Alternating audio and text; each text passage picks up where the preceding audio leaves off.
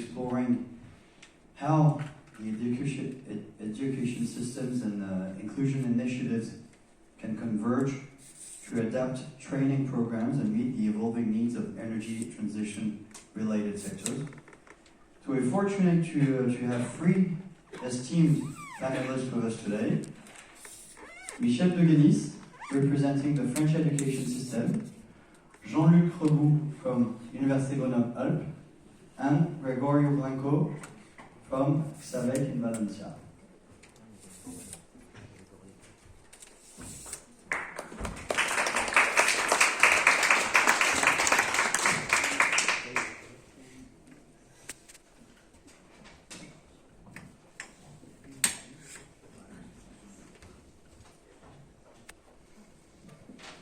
So each will share their unique perspective on this critical topic. I'm going to start with you, Michel de Guenis. Could you share how the French education system is currently supporting the development of skills required for the energy transition? Thank you. Pleased to be here today, but my English is so bad, so I will speak in French, and Annabelle, please translate with Nadia. Nous croisons deux grandes problématiques et deux enjeux nationaux que sont pour l'État français de conduire une réindustrialisation de la France, et le deuxième enjeu, il est l'enjeu de transition énergétique. So the French government and the French Ministry of Education has two main goals to help the country to reindustrialize, and the second challenge is also to I'm not a very good translator. No, it's about the energy transition. How we can go on with energy transition and training people. Donc avec ça, l'objectif de l'éducation nationale est d'adapter nos formations au mieux à tous les enjeux liés au réseau, on l'a vu ce matin, à la transition énergétique et à la meilleure réponse aux besoins des entreprises en termes de formation. And so the challenge and the answer of the French education system is to adapt the training in link with the companies and so that we can answer as well as possible to their needs, to their requirements, and also to the challenge of energy transition. Okay, and if I could add, would you have an example of a specific program which is already in place that you're using today in order to solve the issue? Donc nous avons pour cela des outils à notre disposition et des réseaux à notre disposition. Le campus Marc Énergie Système est un réseau d'acteurs qui permet d'agir et de traduire cela dans les faits. Donc on conduit notamment des colorations de diplômes, c'est-à-dire qu'on adapte les contenus de formation aux enjeux et aux besoins des entreprises locales.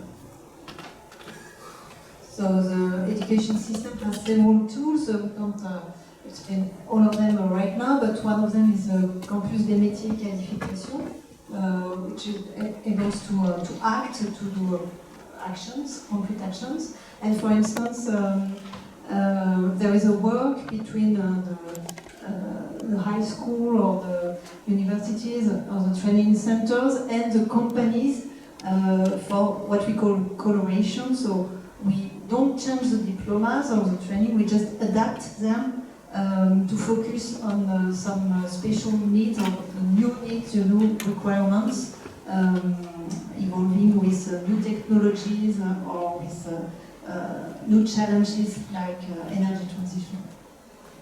Yeah, that's great. Thank you. Okay, so this is very local, as we are in France at RTE. We brought obviously some very local solutions, but thanks to the European Green Tech project, we also have some international solutions that we'd like to talk about. Gregorio, inclusion and feminization in the energy sector. It plays a vital role in addressing labor shortage. Could you expand on how efforts like feminization and internationalization are being implemented in your institution and to attract more students to the energy-related skills? Okay. I know we'll start with a funny thing. That picture was done 10 years ago. That was my first Erasmus activity, so perhaps I can change my LinkedIn profile to adapt to my music passion. Anyway, thank you for the question, and I think that we can add also into your question the component of immigrants. Of course, feminists, but I think immigrants are also a relevant profile.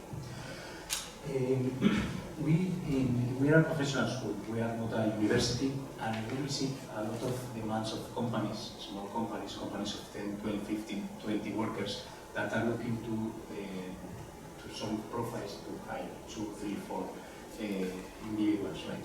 And usually with not really high skills. Annabelle has said before that it's expected to hire a lot of people in high skill, but a lot of small, short or simple skills like assembly, mechanical aspects, replace the solar small pieces of glass that are in the panels are also demanded by companies. So what we do in the school, we have a cooperation with a big bank, the biggest bank in the country, and together with the companies we develop a tailor-made course for that companies. That social institution is paying the training. The companies have a compromise of contract that people once they finish, and we provide the training. And the result of that is that we make around 85%, 90% of the people that receive that courses get a job. I was in Paris 2 weeks ago, and in a school that it depends on the Chamber of Commerce. The school is called Lyon CFI. I don't know if I say it rightly in French. Lyon CFI. Yeah, Lyon CFI. And they have a program that it's called Umando. If I understand correctly, it's something similar. It depends on the French government, and they support these kind of initiatives, focusing immigrant people. And why immigrant? Because they have arrived here because they were trying to improve their life conditions. And the truth is that the best way to improve your life condition is through a job. So giving them a small qualification, a simple qualification to give them the possibility to get a job, I think is the best way that the schools and also these institutions can provide to them to improve their conditions. Regarding feminists, that you have said it's also an interesting role. I mean, the application of that project was written that we want to make it more attractive. The truth is that it's complicated, and some companies that we work on, they are doing an effort to visit schools, not only vet institutions, they are going one step before, they are going to secondary schools to explain what are they doing and what they need to study to become a technician in that sector. But I think it's something that we need a lot of time to change. Also, we were in a meeting in Valencia in July, promoted by the Technical University, and a lot of schools realize that there is a common problem and they share good experience. But the only thing that we are doing right now is to invite technicians, not only to the schools, only for the secondary schools. And you also ask about internationalization. I think that people that are from other countries, they are really open. At least our experience is that they are really open to go abroad, and they don't care to be here and then move to other places. Okay. And one last thing is that we are realizing in that kind of training that companies are demanding for that that hard skill but in a simple level. And also they are putting a lot of effort in promoting the onboarding process. Because the language, the working team, they follow the procedures and so on. So nowadays the course that we offer provides 60% of technical skills and 40% of onboarding skills to help them to be part of the company and promote that. It say that this is helping to break barriers existing in the cultural perception of things? Yeah, because at the end they get a job and they see that they can work in a technical job. Okay. Okay, great. Thank you. I'm going to ask you to hand the mic to Jean-Luc. Jean-Luc, we're going to be talking, so we're coming back to France, going back to local, sorry. But it is a good example. What Jean-Luc is doing at the Université de Grenoble with regards to attracting young talent and connecting with the industry. Jean-Luc, you've mentioned when we talk the importance of diversity and the richness of industrial careers. Can you elaborate on how Université de Grenoble and IUT are adapting programs to attract young people to those fields? Okay, thank you. I'm very happy to be there as a director of IUT. And I have first to apologize for the absence of Marc Audin, which is the vice president of the university, for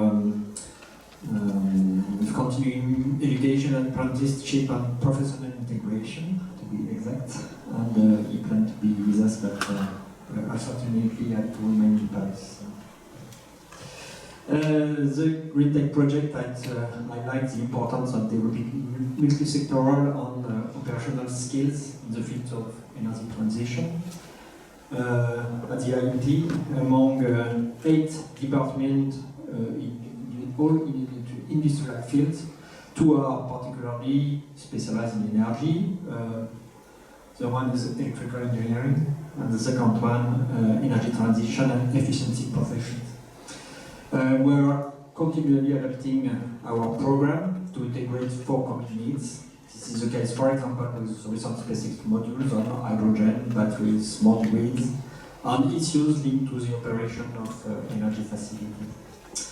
IUT is in the context of a very recent introduction of a new Bachelor of Technology diploma. So we are completely working of adapting our new formation content there. One of our challenges is to make our many industrial partners aware of our effort to develop training contents that meet their new needs. The strong partnership we hope to forge with local companies will enable to offer updated applied courses, internships, sandwich courses, and tutor projects in line with the new expectations. More generally, the French universities are recently required to develop training modules for all students on the challenges of environmental responsibility and ecological and energy transition. Our development of new coaching at the IUT is already part of the answer to this objective. Finally, we believe that it's very important to combine advanced technical training with cross-disciplinary and soft skills, and with an international outlook, and we think that in this way our students will be prepared to become key players in the energy transition. So, what kind of action we are doing? As Gregorio pointed out, it's crucial to meet the ever-growing needs for technical skills. Feminization and internationalization are part of the set of actions we need to implement to attract more young people to the industrial and technology sector. That's not only a French problem, I think. Okay. This is an essential prerequisite if we are to meet tomorrow's challenges such as transition. At the IUT and at the university, we are working on this in close collaboration with companies and secondary schools, making the contribution of technology more concrete as a response of the challenges of transition is part of this objective. And we also aim to illustrate the diversity of professions and related skills required in the industrial fields. So we are already taking steps to attract more young men and young women to our technical training. This includes awareness-raising campaigns and dedicated events, Cordée de la Réussite, with Éducation Nationale, with secondary schools, career forums, visit to our technological training platform, and so on. We develop also partnership with associations and companies to ensure cross-promotion on both training and careers. We need to go even further by changing perceptions, and in particular by showing that energy transition professions in all their diversity are accessible to all. Great, thank you. So we see that the French education is evolving. Maybe you'd like to, or some of you from the European project would like to say that's the case as well in your countries. Would you just confirm? Back to you, Jean-Luc. I know you were not expecting the question, but I still want to ask it to you. Do you have some ways to measure the impact of what you already started? Like, can you see, are companies telling you that it's working? Are companies asking more? It's okay for you to answer in French if you'd like. I think that's a difficult question because if we want to meet 100,000 future careers for people in the field of energy, we have to attract more students. And what we can measure now is how many students we can attract in our different training courses. It evolves very, very slowly. So the problem begins at secondary school, maybe before secondary school. So the effect of what we are doing for explaining the interest of technical and science, technology and science, and to attract young men and young women in that field will have an effect only in 5-10 years. So before 2030 it will be very, very difficult to see exactly what is the event. That one can move, everybody can bring a small piece to make this evolution, but I'm sure that we have many, many work to do together, because only the educational simply will not allow to be sufficiently attractive for the young people to meet the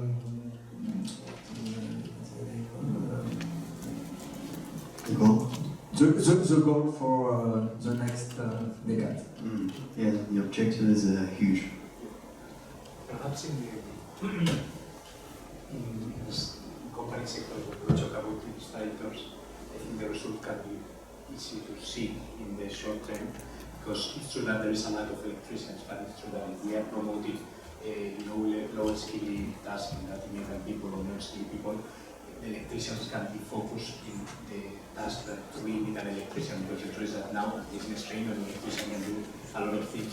So if they just put the effort in the electricity part and they have support for basic things, in terms of time and in terms of money, I think we can see a result in short time, because the installation will be initially and cheaper for and it's true that in the uni for sure for more time.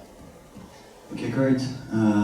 So we see that bringing people together is the one key solution, as always. Universities, companies, administration, of course. Yes. It's been the one key message as well that's been brought up this morning in the other project that we delivered. So we have the same messages in France, and it's a good thing that we are going to see now what several countries in Europe have been able to do on such a project, because we're going to see that putting things together is actually helping. Okay, well, thank you to our panelists for a rich and thought-provoking discussion. Unless you have something else to add? No? Okay. Well, now we will dive deeper into the heart of the GreenTech project. You can go back to your seat. Thank you very much. So this session will provide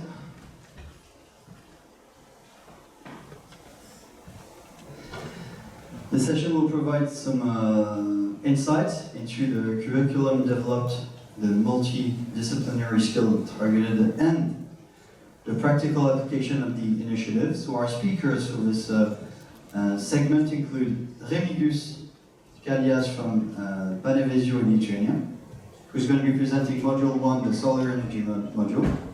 Then we'll have José Manuel Alegre from Xabec in Spain, presenting Module 2, the Wind Energy Module. We'll have Peter van Hoed from UCLL in Belgium, presenting Module 3, Network and Management Storage. And then we'll have Cyril Picard from IUT Grenoble, presenting Module 4 and 5, Hydrogen, Green Production and Energy Usage. So, let's welcome them to stage. You can welcome them.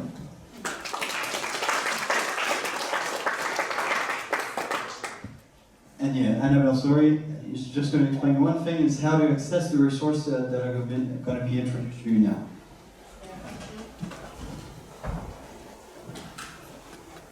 Thank you, Philippe. Yeah, just a quick word, and after that I will let the expert speaking. So as we said, today this is the end of project. So we present you the resources we developed, and the good news, first good news, it's all available for free. It's the principle of the Erasmus Plus project. And here we explain how you can access the resources, whether on our website, as Daniel mentioned before, or on our book. You will have everybody who registered for the presentation today will receive the presentation.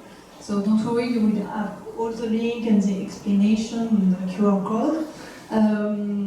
And I just wanted to show you the teaser for the book, just to give you some.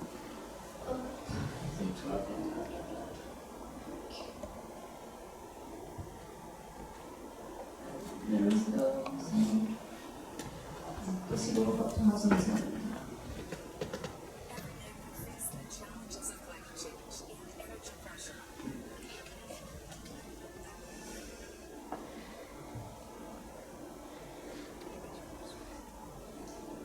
Quentin and Melody, is it okay for? Subtitles.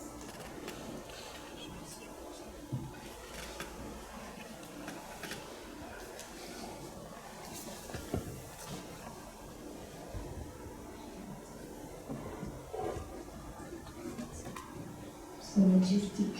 So there's a problem. Otherwise, what we could do is we could continue with the presentation, have a look at the teaser in the end.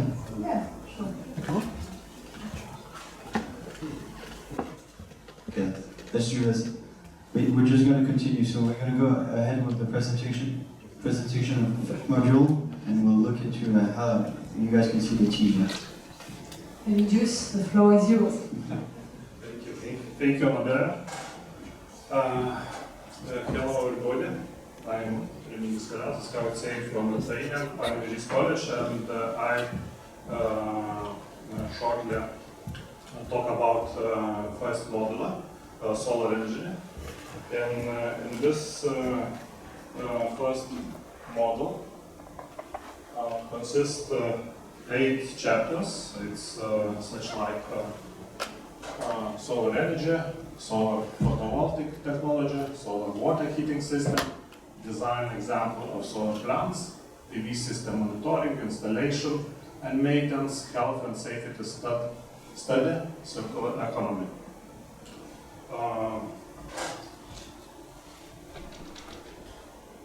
In first chapter, we examine about perspectives and trends in Europe and world. We discuss about situation in labor field, situation in installation capacity, because some of the most powerful sources of renewable energies. Next two chapters we examined about harnessing technology, and we have two types of solar energy. One of energy obtained from heating effects of sun. Our energy obtained of sunlight, and we talk about photovoltaics, concentrated photovoltaics plants, about solar thermal. Afterward, the talks.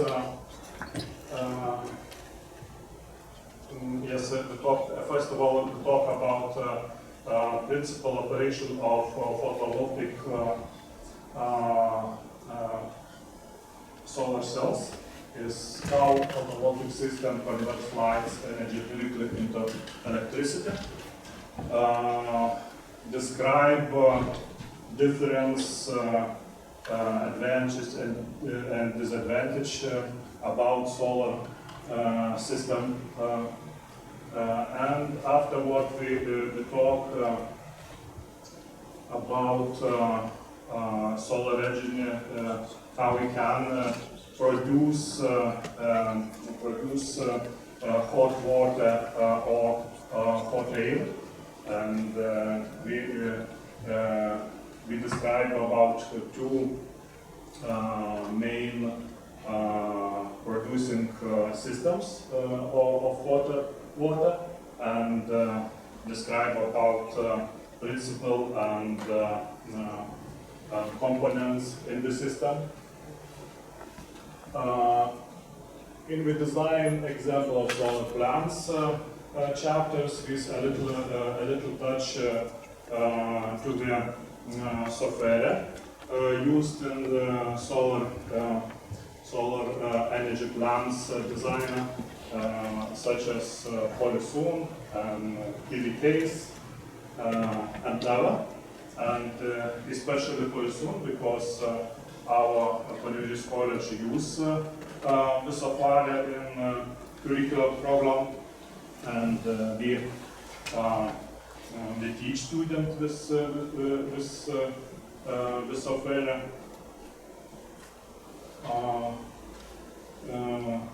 Desire efficiency of solar systems very depend of many factors. How you as well as understanding this components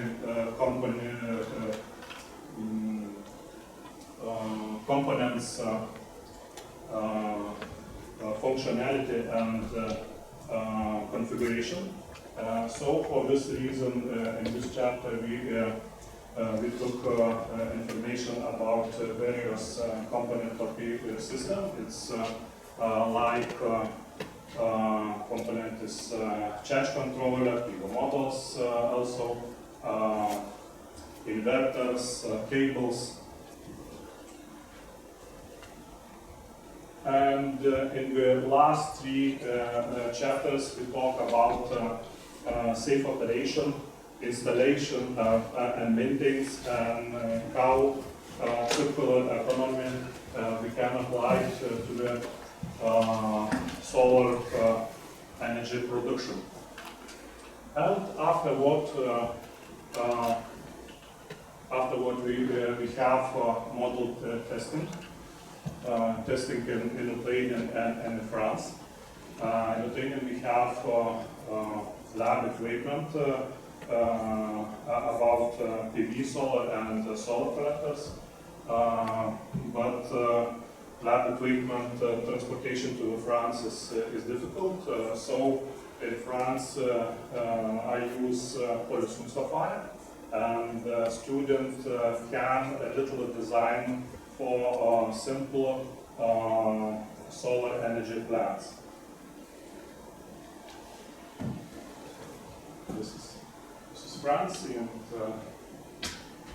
France student, and at last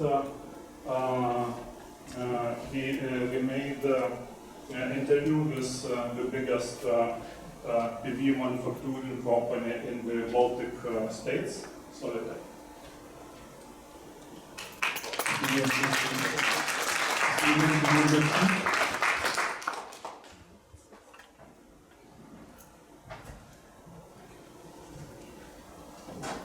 Well, Hold on, let's go. back. Let's go. It's just Well, I'm José Manuel. I'm from Sabe Vet School in Spain, and well, as soon as we got the presentation,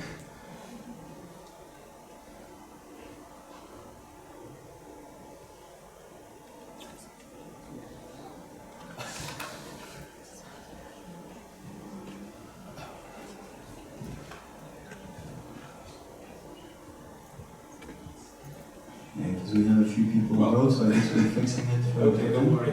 Our module is about wind energy. As a vet school, we think this module thinking of the vet students. For example, an electrical technician or a mechanical technician who wants to pursue a career in wind energy. So we did this module thinking of that kind of student, and we designed the different materials with that objective. So the parts, we will see the parts of this module are separated by context or a brief introduction, history, also some figures about the actual situation of wind energy, about energy production now and next steps, what expectations we have for the future. The second part of the module is focused on different parts of the wind module, the wind turbines and wind towers, and from the blades to the foundations, even understanding how everything works together, how it's assembly, and giving the students general knowledge about that kind of installation. It's not possible to have a presentation, it's better than a presentation. Okay. Yeah. Just to no, we wait, it's no problem. Well, third part is about maintenance, okay? As a vet school, we are focused on maintenance. We are a school that has grades of mechanical maintenance, electrical maintenance, HVAC systems, and so on. So for us, the maintenance is a big part of our education. So, yeah, that's it. Thank you. As it was mentioned, there's 5 parts. Okay, that's perfect. Unfortunately. Okay. The 5 parts, we divide the model, okay? The background, which I already explained. No? That was the background slide with some figures about well, this is from 2022 because we started developing this in 2023. Some figures about the 2022 energy production in Europe, some figures about energy consumption in Europe, and also the expectations for the future and how this is going to, or we think is going to grow. So a technician who is thinking of pursuing a career in this sector has an overall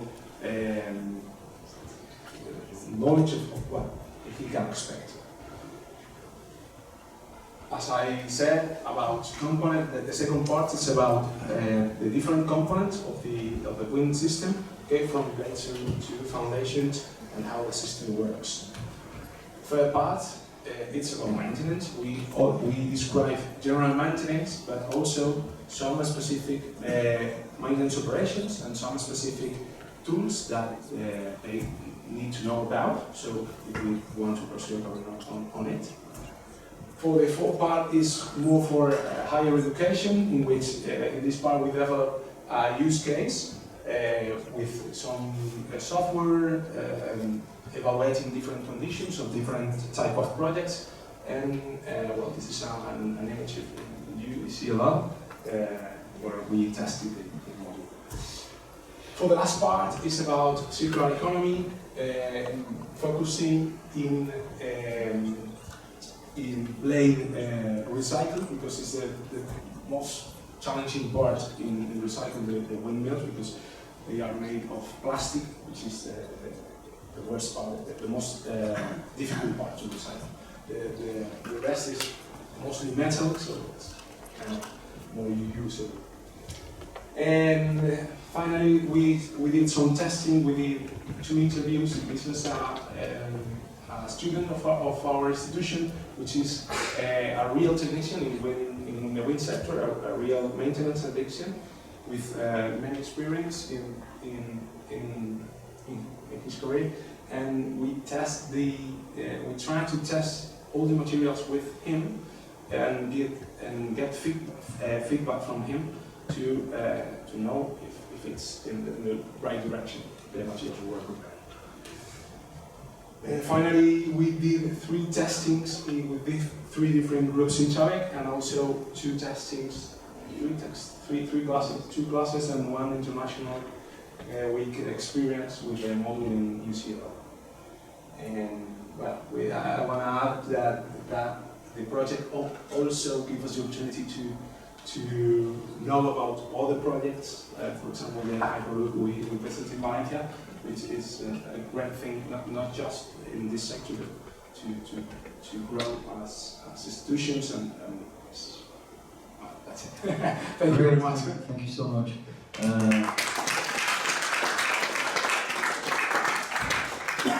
So Peter is for the network and management storage.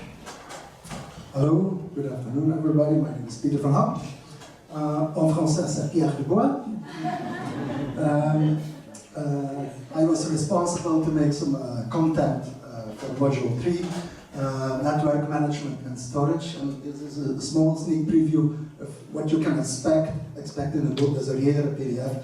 There's some PowerPoint presentations where you can grab some picture and graphs of it, together with some video stuff where we interviewed some field applications and installers and so on. The MOOC content, the massive open online course, is divided in 4 chapters: generating, transmission, storage, and management of energy flows are discussed. The first part is about generating electricity.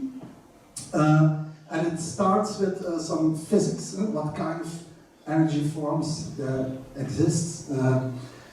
And also, very important, there's a difference between power and energy. If I want to teach you one lesson today that you are likely to remember, there's a difference between power, it's an instantaneous quantity, and the units is watts or kilowatts. And when time is involved, then we are speaking about energy. Often electrical energy is often gets the unit kilowatt hours. Conventional production plants like nuclear, thermal power plants, combined cycle, gas turbines, combined heat and power are discussed, but for sure also the introduction and the renewables like wind power, solar, hydropower and fuel cells. And the next chapter is dealing with the transportation of the electrical energy from the power plants to our homes.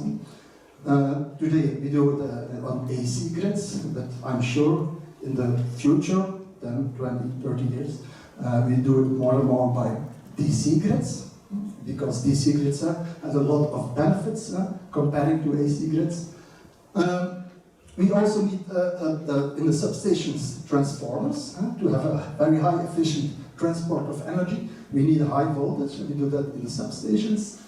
And we also need a lot of power electronics, for instance, to convert your DC electrical current from your solar system on the rooftop, to convert or invert it into an AC current that we do with power electronics. And you also get a small introduction about power electronics, and also some protection and voltage levels are included. Then chapter 3 deals with energy storage, and it starts with electrical batteries. old technologies like lead acid, but for sure also the emerging and other new types like lithium ion are discussed. Also, vehicle to grid is discussed because on the road there's a huge capacity of battery storage on the road, and it would be nice to use it also for grid support and grid stabilization.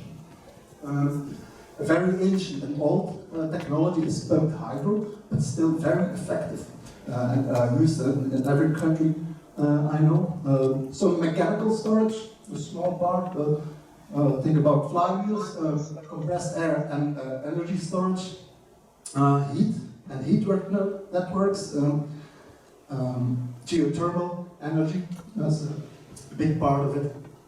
And then maybe what we think that's the most important about storage of energy is storage the energy in molecules. Not only hydrogen gas, but also derivatives like ammonia, synthetic fuels, glycerate, hydrogen, and so on. And then the last part deals with the management of all those energy flows. The difference between our power grid.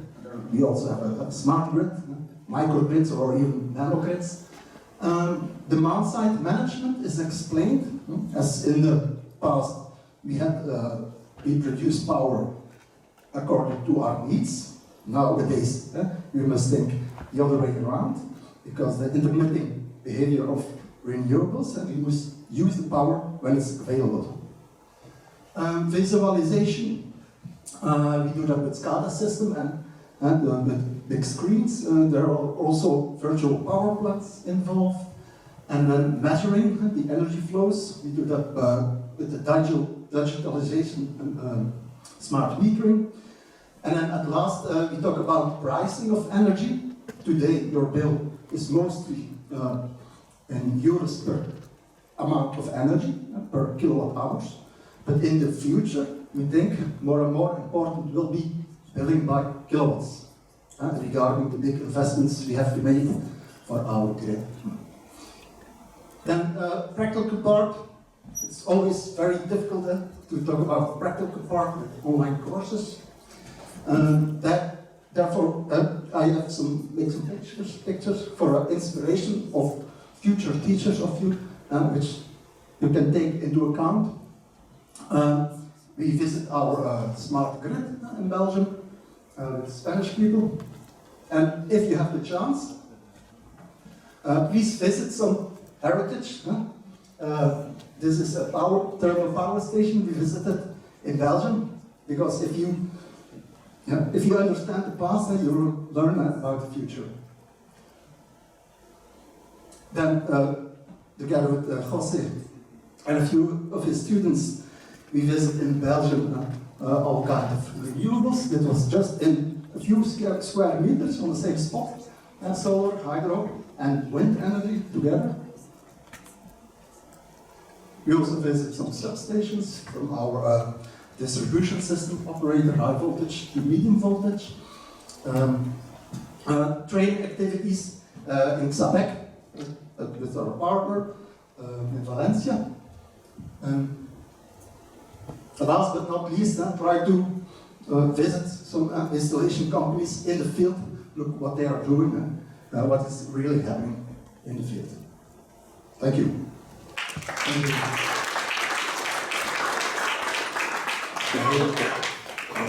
For hydrogen. So in the continuity to the previous model, we will continue with storage, and the idea is to use hydrogen for this energy storage.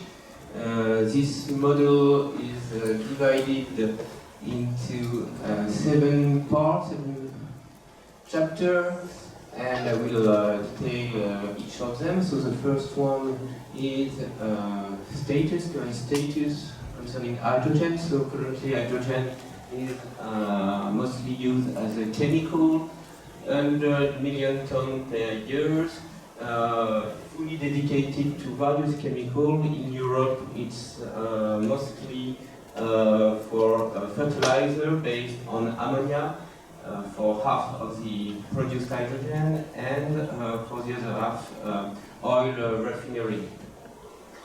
And the production of hydrogen is mostly based on methane steam cracking, which produces approximately 10 tons of CO2 for 1 ton of hydrogen.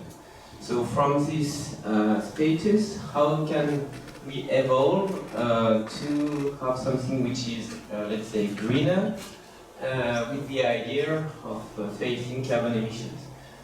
Currently, we have this kind of production, as I say, methane steam cracking, and the goal is to move, for instance, to something which is without CO2 emission, production based on electrolysis. So it's a new, it's not a new idea. Already 100 years ago, in Norway, there were production of hydrogen by this means, and more recently, in the 90s, in France, we already had programs to use nuclear power at night to produce hydrogen. A project concerning 300 megawatts. It was in the 80s, close from Grenoble, but with the price of methane going down. All this stopped, and in the 90s we moved to methane steam cracking. So now the idea is to produce hydrogen not only from nuclear electricity, but also from excess of intermittent energy coming from wind or solar. So this is a first aspect of the usage of H2 to face carbon emission. The second part concerns the usage of hydrogen. Rather than using hydrogen for oil refinery, the ideal idea would be to use hydrogen to produce energy, electricity, and heat. So two different aspects. In the third chapter, we detail the different technology of electrolyzers. So here is a picture of one big industrial electrolyzer. So we detail the principle and two technologies, essentially anodic electrolyzer and proton exchange membrane electrolyzers. From this part we move to storage. So there are various approaches to store hydrogen.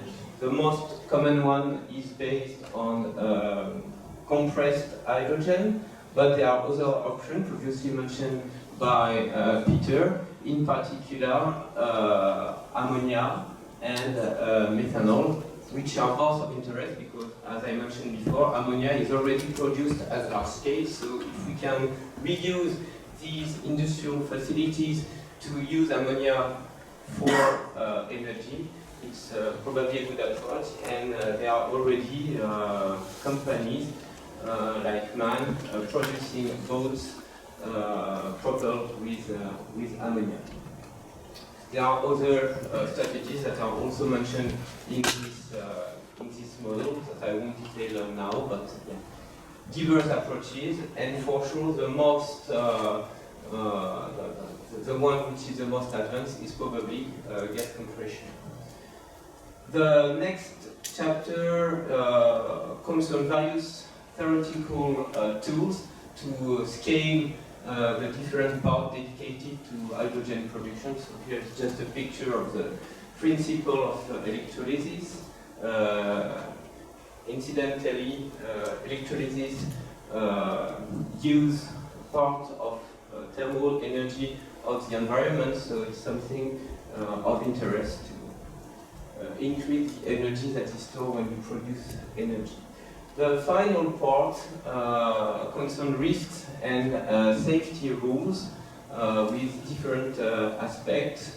So fire, Explosion is maybe the most obvious one, but in the framework of storage under pressure, you may have some aspects related to embrittlement, explosion. You may have also cryo storage that deals with temperature effects, and also specificity of non-visibility of fire coming from hydrogen, which needs some particular attention. So this model has been tested in France at IUT and also in Lithuania with some work in classroom, courses and exercises. And in complement to this teaching in classroom, some lab work. So we have some facilities in France to study the production of hydrogen with a small installation where you start from energy as light, collect this energy, small electrolyzer, and all the way you can evaluate the energy that is the initial energy compared to what is stored. In Lithuania we did something more basic with basics of electrolysis, because it was not easy to transport the material, but still it was efficient enough to demonstrate the principle. So this is for this module 4, and I will move now to usage of energy with module 5. I think it's great. Thank you. So here is the content, 7 chapter again. So the first one concerns the energy value chain.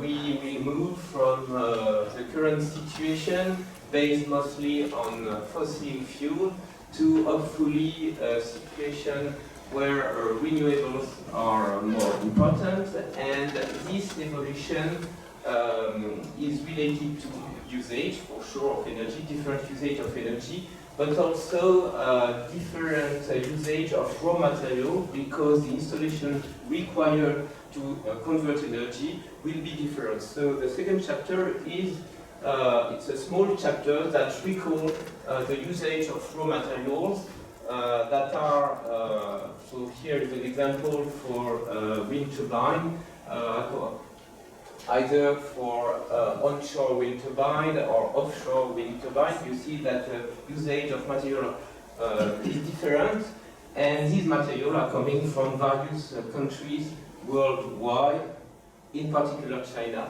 which is not without any impact. So I think it's important to have this in mind. So this is at the beginning of the chain, I would say, and at the end of the chain there are various usage. So in the future, it's a perspective. In this perspective, you see that perspective for, I think, if I remember well, 2050, renewables concern a large part of the usage, and usage are in various domains, transport, chemicals, and other industries, residential as well. So the question is how to transfer the energy from the production to the usage, and this is the goal of the next chapter, where we put also we promote the idea of coupling between networks. Currently we have, for instance, in Europe, 2 different networks, an electrical network and a gas network that are not connected at all. And by the means of some molecules, hydrogen and methane, it could be possible to couple this network and to store part of the electricity, part of excess electricity, under the form of molecules. Currently, storage of electrical energy is quite difficult. In France, for instance, we store around 1% of the energy consumed per year only, while for gas it's possible to store 1/3 to half of the energy. So this coupling would allow a larger storage of electricity. In addition to networks, the usage of molecules opens new opportunity of transport between countries that are quite far away. So we could imagine a production of hydrogen in south countries and transport to northern countries. In terms of geopolitics, it's something to keep in mind. And then we have to come back to various usages. So how you move from molecules to energy again. This is the goal of the chapter 5 and 6, where we detail how we can produce power from low carbon fuels. So I mentioned hydrogen, but it can be ammonia, methanol. And we focus on two main technologies: heat engines, which is very well established system, but that are quite powerful. In particular, if you combine gas turbine with vapor turbine, you can reach efficiency of 65%, and no other system is able to have such a high efficiency. We focus also on fuel cell. Fuel cell is around 50 to 60%, but it's less efficient than heat engine. The high efficiencies I mentioned are can be reached with huge system, and for small application, fuel cells are quite relevant. To finish this model, the last chapter put forward various challenges. For sure, there is a financial challenge, but there is a challenge related to natural resources, raw material, economy, geopolitics. Sufficiency is something to have in mind, and as discussed today, human resources is where we are, and human resources means formation, evolution. We heard about years, 10 years to form somebody to this new technology. So as an illustration of usage, we have also some lab work, and here we have a picture of a small fuel cell. This lab work is dedicated to the balance of plant, understanding how to feed the fuel cell, what is the amount of energy, electrical energy, heat that is produced by this system, what are the products out from the fuel cell. All this can be studied in practice, and this system is quite similar to what you could have on the at an industrial scale. So this is the end, I think. Thank you. Thank you so much.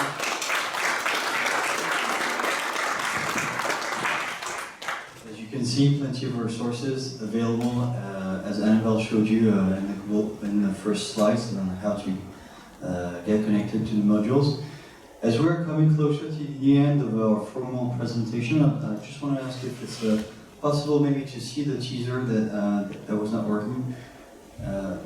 Please be aware that the sound's not going to be great, because you're going to get the sound from there, from the speaker, and not from both speakers. And then maybe we could start thinking on remarks and next steps that could be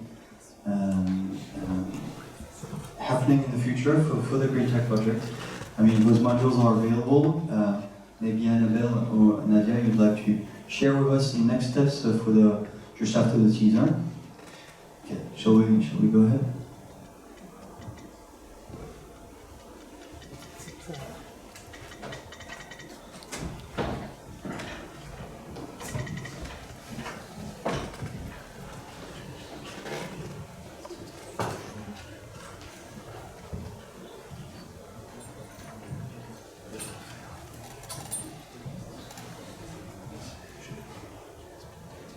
Okay, once again, no, it looks like it's working.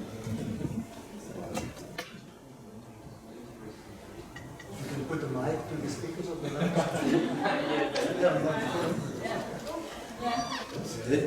Ça marche pour l'ordinateur?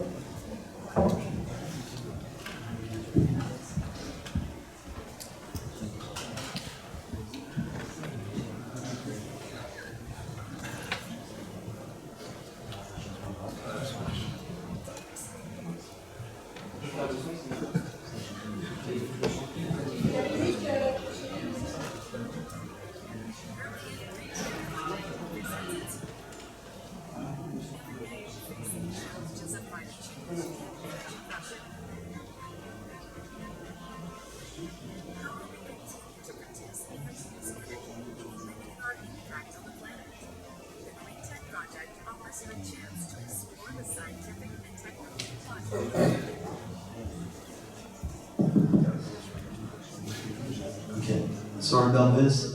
Once again, the slides are going to be shared, and you'll see. Please look at it. It's a great teaser that we had prepared for you guys.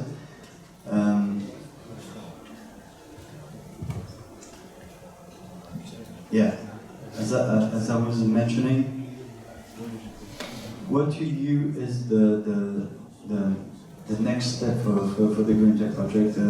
What could be? So we're going to present some next steps and perspective, but first, if you don't mind, Philippe, we'd like to present also some return of experience and some feedback of the module testing that our colleagues presented, and of the MOOC also. It's okay? You have time? Yes? Sure? Okay. So, yeah. So Marion, come with me. So the MOOC. So we have a teaser of the teaser because you couldn't see it, but I assure you it's really great. And you can watch it once we send you the presentation. Sorry about that. So doing the MOOC was one, I think, quite of the challenge of our project. It was not so easy. And Marion, Gérard worked a lot on that. Marion is working with IoT, with Cyril and Jean-Luc, and also with CMQ. And she did a lot of work to achieve the MOOC and to be able to have the first session. So she will present the result of this first testing session. I would like also to thank Loïc Brun, who was an intern at CMQ and who did the first work to achieve the MOOC. He's here in the audience today, so very glad to see you again, Loïc, and so that you can meet the team again. And once again, thank you for your work. Indeed, this MOOC is hosted, is free, absolutely free. It's hosted on the platform of the UGA, University Grenoble-Alpes, that we thank once again. The platform is called Casein, and as you saw before with the QR code, you can register. You have to register, but then everything is available for free. You have introductive video for each module, which explain the main challenges, the context. You have slideshows, descriptive sheets, and the whole course. Peter showed some picture of the PDF and the whole course. Then you have videos that each of the partners made with companies. Remigius showed with Solitech, for instance. And then you have some fun activity about each subject, solar energy, wind energy, and so on. And then an evaluation where you can evaluate your knowledge, and also where you can give your opinion about the MOOC. So I encourage you to register. So the first session, we're quite happy because we had almost 100 participants, 8 countries represented. 20 people completed the whole module and obtained at least one badge. And the whole module, it's a lot of work because one module, one course, it's 10 hours of training at least. And 11 people completed all the module, which is, I think, nice for a first session. The MOOC is finished. Well, the animation is finished. But the MOOC is still available. It's going to remain available afterwards. And Mario, if you want to give more details.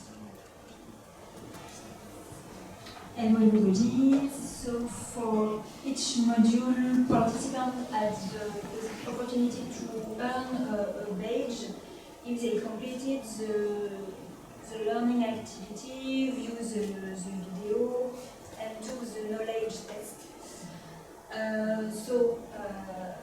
You can see 16 for introductory module, a module created by Isabelle. Solar energy, 17 people. So solar energy is the module created by Pompon. Wind energy, 17 people. Another module developed by Isabelle. For network management and storage, 12 people obtained a badge. Network management of the module created by Peter, also by UCLN. 14 people for green hydrogen production and 14 for usages, 2 modules developed by Cyril Picard in IIT. So,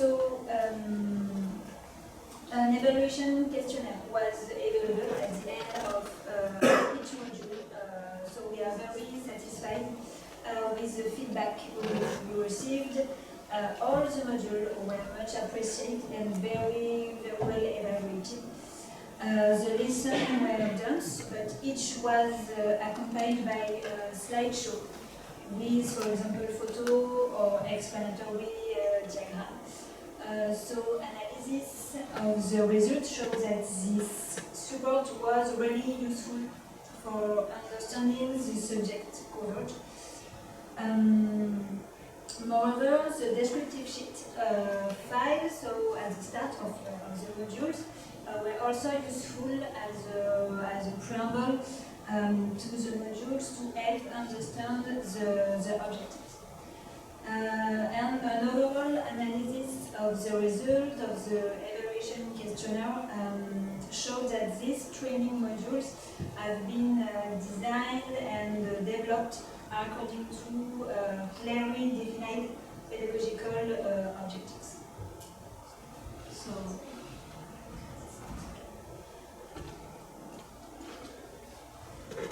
and also Marion analyzed all the feedback of the module testing, and she will give you a little bit of explanation of the lessons learned during the testing with Nadia also.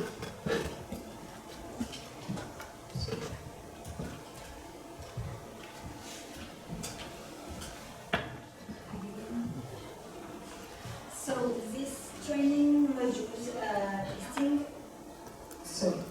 These training modules testing were organized to access the quality of modules content with a student audience from these 4 training and education centers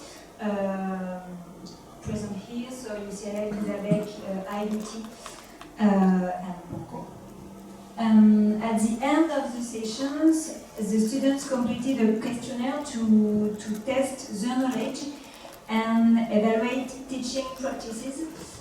The aim was to bring together all the feedback and lessons learned from these testing phases. By gathering this data, we are able to question teaching practices and discuss teaching situations to optimize learning. This session reviews enable us to identify any difficulties encountered and to report on the students' feeling and level of satisfaction. So across all test sessions, 75% of students followed the courses with interest, with an evaluation of the content of between 8 and 10, so on a scale of 1 to 10. The long-term viability of the project and its reinvestment was an important objective at the outset and has been agreed. The courses have been integrated into student training programs, such as English lessons. So, one other important point is the teachers were much appreciated and listened to the needs of the students who joined taking part in the courses. Also, level varied between groups of students the good result of the knowledge test coupled with good teacher evaluation are good indicators of the quality of the courses. They enjoy working with a small number of students, and this creates good teaching and learning conditions. Indeed, students showed an interest in the topics covered and acquired new knowledge. So, thank you very much. Yeah, I'm gonna go on with the lessons learned. Actually, the lessons learned, we've made a report which is on the website. We are in an Erasmus project, so we are trying new things actually. So we've made these modules. The teachers from each training center went to another partner training center to test the modules. So we needed to evaluate and to have the feedbacks from the teachers and the students. So the lessons learned report is about this. And in the meantime, we integrated all the contents into a MOOC. So we have two evaluations. One evaluation with the physical sessions in each partners, and previously an evaluation about the MOOC, which is much broader, not especially, it's not the students from the partner university who took the MOOC. We have also other students, teachers, who followed the MOOC. When we had this first evaluation of the testing sessions, what we felt is that we need to improve and better indicate the prerequisites. One of our difficulties in the project is that we were dealing with different levels. In Chabek, it's more level 4 and 5, but in the universities of applied sciences, it's more about level 6. So the teachers needed to adapt to the knowledge of their students. So what we had done first was to have a descriptive sheet of each modules with the different competencies and objective of the training. But maybe what would be interesting to improve is a descriptive of the prerequisite for the start of each modules.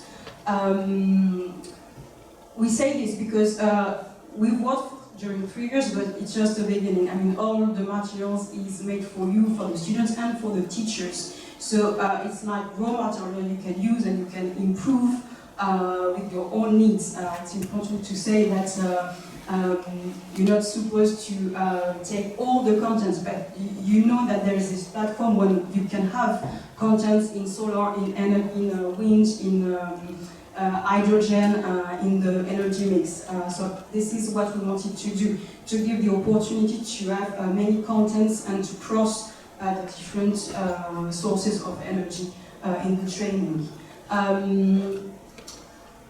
What could be improved also is to have better divisions of the content. We have chapters, it's well put in the different modules, but maybe we have some feedback about putting this more in subsection and to define this subsection into real competencies. You know, we are right into it in different universities, school education, to really have a lecture of the training into competencies. The teachers, they gave the courses in English mostly, and we think it's important to have these courses in English. It's part also of the training of the students to be able to follow courses and to improve their English. I mean, there are some countries where we need to improve our English. I mean, France is part also of these countries where we need to improve generally the English proficiency of everyone. So it's important, and it's part also of the training, you know, the different skills that the students need. So this is why we make it all in English. But you know, right now with all the AI, we can translate everything, so it's not a problem. And also, this is something teachers can work on, where when they took when they take the courses, to think about practical sessions, because as you could see, it's difficult to bring a whole facility to another university. Yeah, we need to think about practical courses with these more theoretical courses. You can use software, as Ramesh just said about the solar. You can also use visits to have more practical things to see, but you know, it's a bit of a challenge to have the theoretical and the practical going together. So this is one of the things could be improved, we think, in the project. So it's just the beginning, and now it's up to the audience to apprehend all the contents of what the teachers, the researchers, and the team started to do actually. So this is it for this part, and if you have some questions, we'll see maybe next, or maybe we can say it now what we're going to do next, and then we can discuss all together about what we have done. About the perspective, as I said, it's not, I mean, the project is officially over, but the story is not over. We're going to keep on communicating about this project and the resources. The MOOC, which has been implemented, is still open on Kazin and will remain open on Kazin, which is the platform for the MOOC from the University of Grenoble. So we had the first session. We had an official opening of the MOOC. It was the first session in September, and but you know, it's still available, and you can go on the platform to have the contents. Regarding also the way we are trying to disseminate the results, we've been in touch with ETF, which is the European Training Foundation. It's one of our big associations in Europe regarding vet training. And they are implementing an e-library. So we've been in touch to put all the resources also on this platform. And we've met colleagues, Peter's colleagues from UCLL. They are coordinating a new project, which is a COVID project, a big Erasmus project on electricity. And the materials the teachers have developed could be also used for this project to go deeper into new resources, new contents. We plan to go on with working together, maybe through Erasmus Mobility, because we have some feedback from the students who had the chance to have these teachers for a few days, and they thought it was really interesting and maybe attractive also to have external teachers. So we would like to use also Erasmus Plus fundings to be able to go on with the exchange of teachers between the different training centers. So we hope we can go on working all together. So this is our perspectives and the way we try to pursue our projects. So yeah, if you have questions, the team is here for you. We have a question.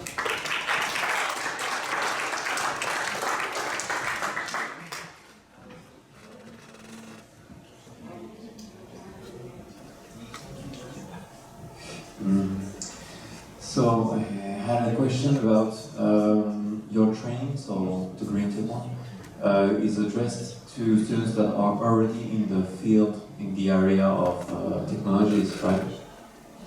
So how do we address students that are not in this area.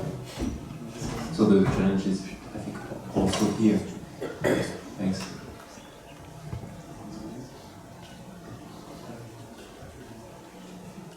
Okay, I can begin and you can continue if you want.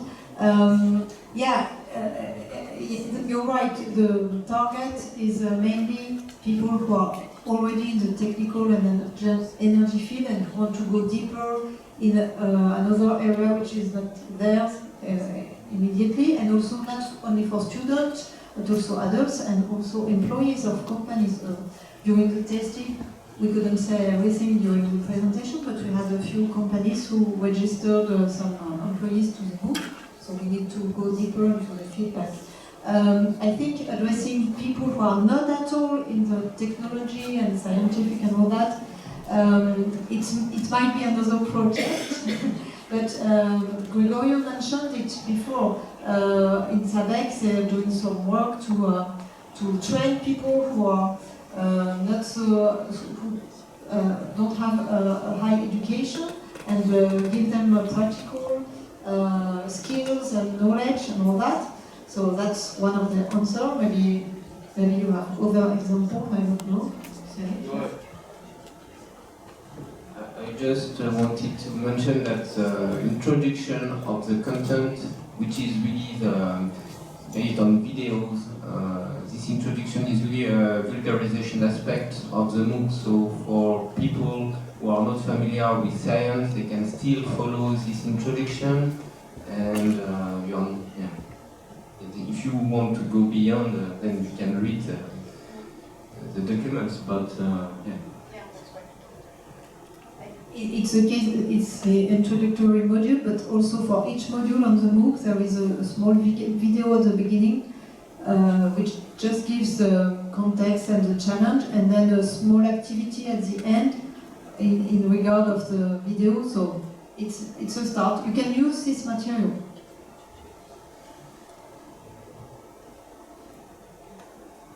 Other question?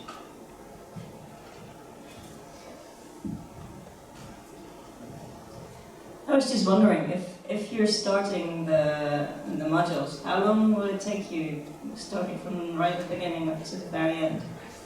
Is there a time frame, or can you take as long as you want? Well, Marion do not hesitate to complete, but we imagine when we did the first session of the MOOC, 1 module per week, and if you do everything, maybe 8 to 10 hours per module. So we have, let's say, 5 modules because the first one. So it's quite a lot of work, 50 hours or 50 to 60 hours. But once again, the purpose is not that doing the whole MOOC and everything is mandatory. Some people did. Some people did it. But you can do just one activity or one module. And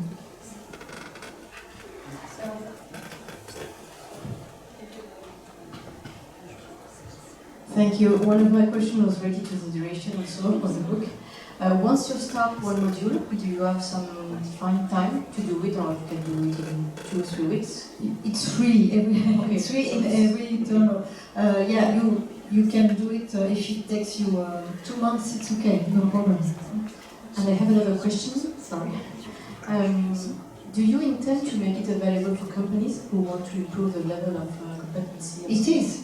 Okay, but if for example, for companies, if we want to have some employees doing it, and we want to follow it, is it possible to follow who has done which module, who has got the page? Okay, we would have to organize that maybe to have a list, to share a list, or we didn't imagine it that way, but if you want to give us your contact, and we can think about it. Okay. Which company? It's Nexans. Nexans, yeah. We new best friends. Okay, we can think about that.